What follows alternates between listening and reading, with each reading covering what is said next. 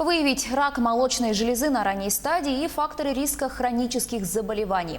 В маммологическом центре Республиканской больницы №1 проходит акция «Розовая ленточка». Женщины получают консультацию маммолога, сдают анализы, проходят УЗИ и маммографию. Ранняя диагностика предупреждает возникновение онкологической патологии, способствует профилактике тяжелого заболевания. Маммологический центр проводит эту акцию 7-й год. За это время обследования прошли 1500 женщин. Призываю всех женщин не ждать, пока у тебя симптомы, допустим, появятся какие-то. Вот это раз в год проводится для открытых дверей. В течение 2-3 дней можно пройти обследование от до.